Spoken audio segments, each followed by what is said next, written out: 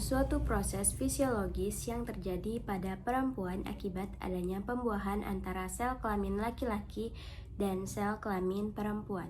Dengan kata lain, kehamilan adalah pembuahan ovum oleh spermatozoa sehingga mengalami nidasi pada uterus dan berkembang sampai kelahiran janin.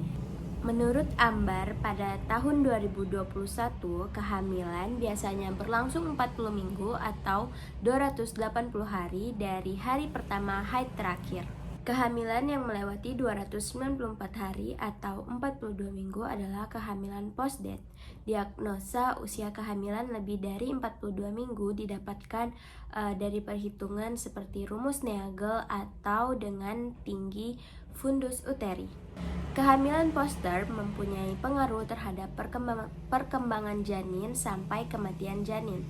Ada janin yang dalam masa 42 minggu atau lebih berat badannya meningkat terus, ada yang tidak meningkat, ada yang lahir dengan berat badan kurang dari semestinya, atau ada juga yang meninggal dalam kandungan karena kekurangan zat makanan atau oksigen. Kehamilan post-term mempunyai hubungan erat dengan mortalitas, morbiditas perinatal, ataupun makrosomia. Sementara itu, resiko bagi ibu dengan post-term dapat berupa pendarahan pasca persalinan ataupun tindakan obstetrik yang meningkat. Standar asuhan selama kehamilan dilakukan kunjungan antenatal care atau ANC minimal 4 kali, yaitu pada trimester 1 yaitu pada usia kehamilan 0 sampai 13 minggu, pada trimester 2 usia kehamilan 14 sampai 27 minggu, 2 kali pada trimester 3 yaitu usia kehamilan 28 sampai 40 minggu. Menurut World Health Organization atau WHO pada tahun 2019 mencatat data tiap tahun seluruh dunia 358.000 ibu meninggal saat hamil atau bersalin, di mana 355.000 ibu atau 99% yang berasal dari negara berkembang termasuk Indonesia. Rasio kematian ibu di negara-negara berkembang merupakan tingkatan tertinggi dengan 290 kematian ibu per 100.000 kelahiran hidup jika dibandingkan dengan rasio kematian ibu di negara maju, yaitu 1 kematian ibu per 100.000 kelahiran hidup.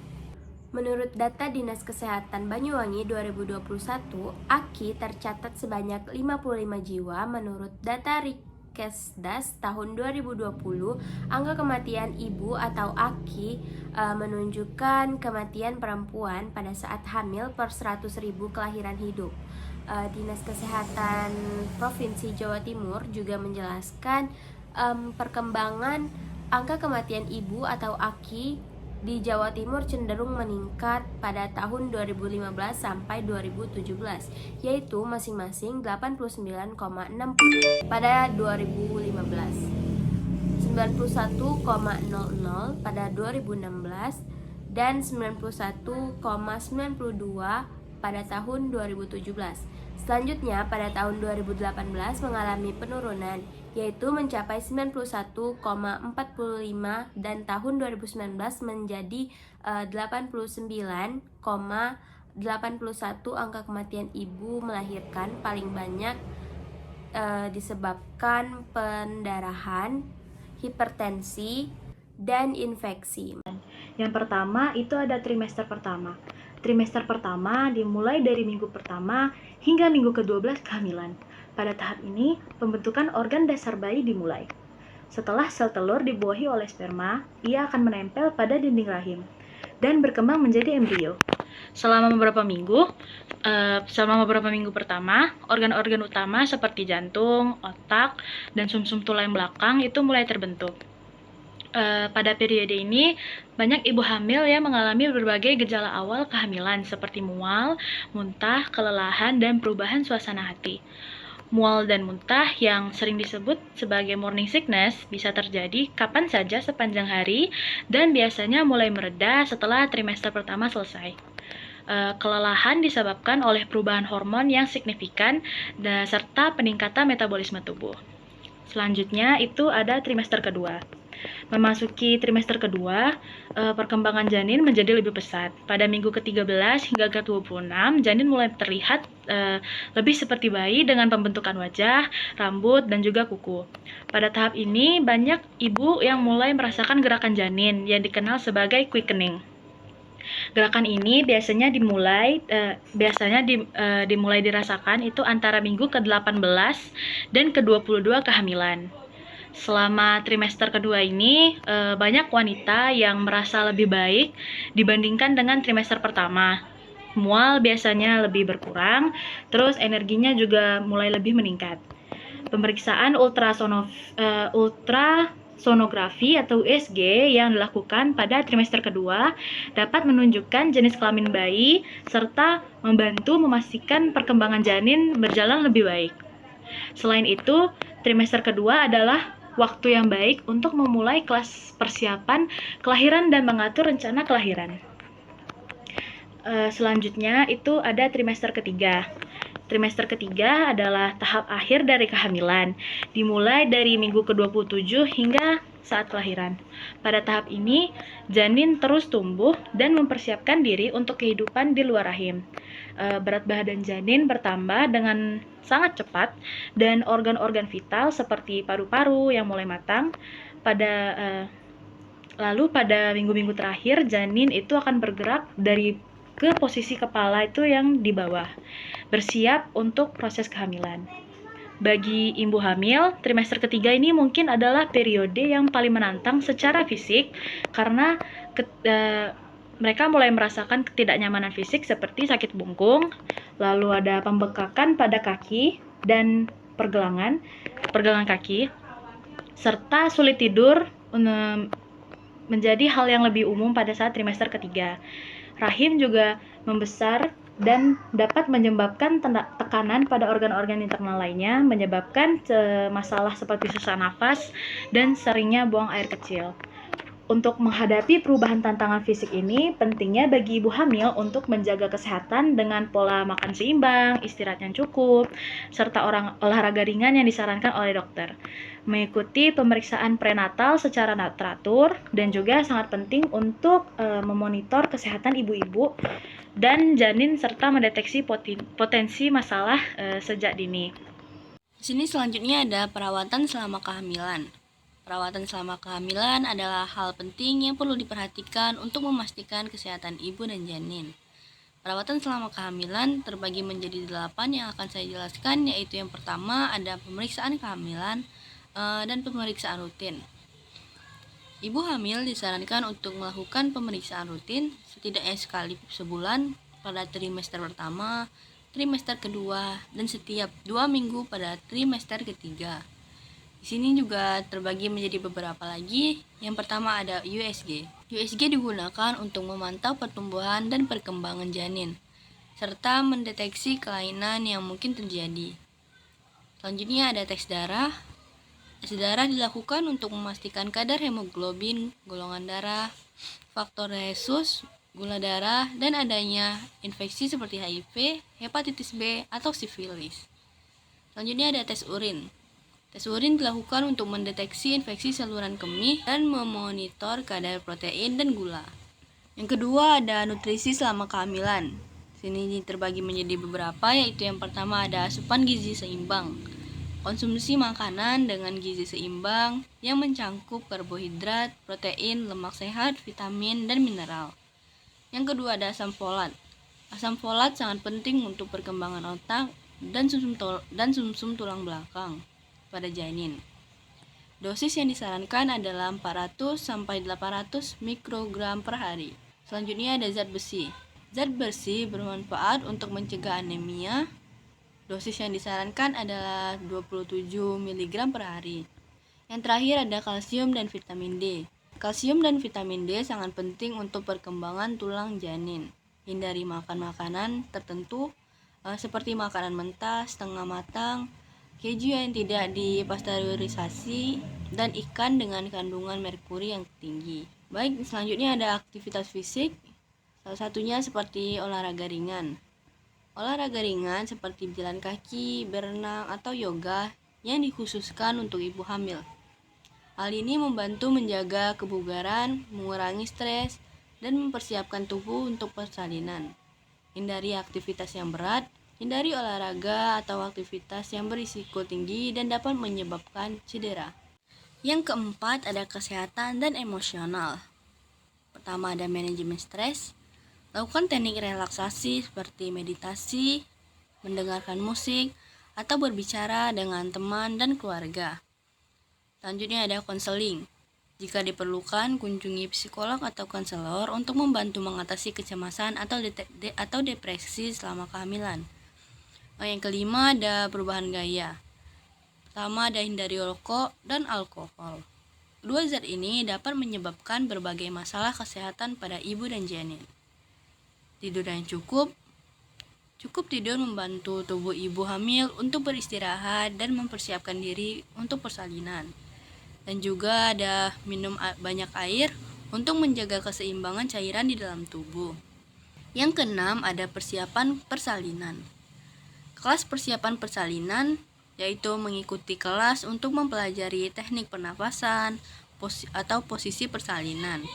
Selanjutnya ada rencana persalinan, yaitu diskusikan dengan tenaga medis mengenai rencana persalinan. Yang ketujuh ada tanda-tanda bahaya. Kenali tanda-tanda bahaya saat kehamilan, seperti yang pertama ada pendarahan vaginal, sakit kepala hebat atau penglihatan kabur. Selanjutnya ada pembekakan tiba-tiba pada tangan, kaki, atau wajah. Ada nyeri perut hebat, gerakan janin yang berkurang. Yang terakhir yaitu yang kedelapan ada imunisasi. Imunisasi tetanus. Yang pertama untuk mencegah tetanus, neonatal. Dan yang selanjutnya ada imunisasi influenza yang disarankan pada ibu hamil untuk melindungi diri dari influenza yang dapat membahayakan selama kehamilan. Dengan mengikuti perawatan kehamilan yang tepat, diharapkan ibu hamil dapat menjalankan kehamilan yang sehat dan melahirkan bayi yang sehat. Persiapan kehamilan sangatlah penting dilakukan bagi pasangan yang menginginkan buah hati. Banyak sekali hal yang harus disiapkan dari segi materi, mental, kesehatan, dan juga pola makan. Hal-hal tersebut sangatlah penting karena kehamilan merupakan saat-saat yang sangat penting sebelum si jabang bayi berada di dekapan ibu. Pola makan saat persiapan kehamilan merupakan hal yang paling utama ketika ibu ingin mendapatkan momongan. Namun, pada kenyataannya, hal ini sering disepelekan oleh banyak wanita yang ingin ataupun sedang hamil. Ibu sebaiknya mengetahui tentang bagaimana harus mempersiapkan kehamilan, karena kehamilan yang sehat dan baik akan berdampak baik juga bagi janin ibu. Sebelum hamil, kondisi tubuh sang ibu sangat dianjurkan untuk diperbaiki. Karena ini akan berpengaruh pada kualitas indung telur. Pola makan saat persiapan kehamilan yang baik perlu dilaksanakan agar indung telur bisa mendapatkan nutrisi yang dibutuhkan dan tentunya akan membuat indung telur lebih berkualitas. Untuk mendapatkan indung telur yang berkualitas dan kehamilan yang sehat, maka sang ibu harus memperhatikan pola makannya jauh-jauh hari sebelum akhirnya mengetahui bahwa sang ibu hamil. Mengonsumsi makanan sehat sebelum hamil akan memberikan efek positif bagi wanita atau calon ibu. Berikut pilihan makanan sehat untuk ibu hamil. Yang pertama ada sayur dan buah-buahan. Yang kedua ada daging tanpa lemak, ikan, dan telur. Yang ketiga ada kacang-kacangan. Yang keempat ada gandum utuh. Dan yang kelima ada susu dan produk olahannya. Meski sudah mengonsumsi berbagai jenis makanan, mungkin saja ibu hamil masih melewatkan beberapa nutrisi tertentu. Oleh karena itu, biasanya dokter atau bidan akan menyarankan ibu hamil untuk mengonsumsi suplemen vitamin kehamilan dengan dosis yang sudah disesuaikan dengan kondisi kesehatan ibu hamil. Salah satu suplemen yang biasa diberikan kepada ibu hamil adalah TTD atau tablet tambah darah yang memiliki kandungan zat besi sebesar 60 mg zat besi dan asam folat sebanyak 400 mikrogram. Penyiapan makanan yang aman. Yang pertama, kebersihan yang baik dapat mencegah diare dan penyakit lain. Yang kedua, gunakan peralatan yang bersih dan simpan makanan di tempat yang bersih. Yang ketiga, masak daging, ikan, dan telur sampai matang. Yang keempat, cuci sayuran, segera masak sebentar saja dan langsung dimakan untuk mempertahankan gizinya. Yang kelima, cuci buah dan sayuran mentah sebelum dimakan. Yang keenam, cuci tangan dengan sabun sebelum menyiapkan makanan dan setelah ke toilet membersihkan kotoran bayi. Selain mengonsumsi pilihan makanan sehat untuk ibu hamil juga perlu berolahraga secara rutin, cukup istirahat, berhenti rokok, dan menjauhi asap rokok, menghindari minuman beralkohol, mengurangi stres, dan rutin memeriksakan diri ke dokter agar kondisi kesehatan ibu hamil dan janin tetap terjaga. Tips penting lainnya yang pertama yaitu banyak istirahat selama 3 bulan pertama kehamilan dan sebulan pertama setelah melahirkan. Yang kedua, untuk mencegah gangguan nyamuk dan serangga, baiknya gunakan kelambu waktu tidur. Ketiga, minum obat cacing untuk mengobati cacingan dan mencegah anemia. Keempat, jangan minum minuman alkohol, memakai narkoba, atau merokok. Kelima, konsumsi makanan bergizi seimbang yang kaya akan protein, vitamin, dan mineral untuk mendukung kesehatan ibu dan perkembangan janin. Keenam, lakukan pemeriksaan kehamilan secara rutin ke dokter atau bidan untuk memantau kondisi kesehatan ibu dan janin. Ketujuh, jaga kebersihan diri dan lingkungan untuk mencegah infeksi dan penyakit. 8. Lakukan olahraga ringan secara teratur seperti jalan kaki atau senam hamil untuk menjaga kebugaran dan memperkuat otot-otot tubuh. 9. Hindari stres berlebihan dan luangkan waktu untuk relaksasi dan aktivitas yang menyenangkan. 10. Diskusikan rencana persalinan dengan tenaga kesehatan termasuk pilihan tempat bersalin, dan persiapan yang perlu dilakukan. 11. Dapatkan dukungan dari keluarga dan teman-teman untuk membantu menjaga kesehatan fisik dan mental selama kehamilan dan setelah melahirkan. 12. Jika mengalami gejala yang tidak biasa atau merasa tidak sehat, segera konsultasikan dengan tenaga kesehatan. 13. Hindari mengangkat beban berat. Mengangkat beban berat dapat menyebabkan ketegangan pada punggung dan berisiko menyebabkan cedera. Mintalah bantuan kepada orang lain untuk mengangkat beban berat. 14. Tetap informasikan kepada dokter tentang penggunaan obat atau suplemen. Beberapa obat dan suplemen mungkin tidak aman selama kehamilan.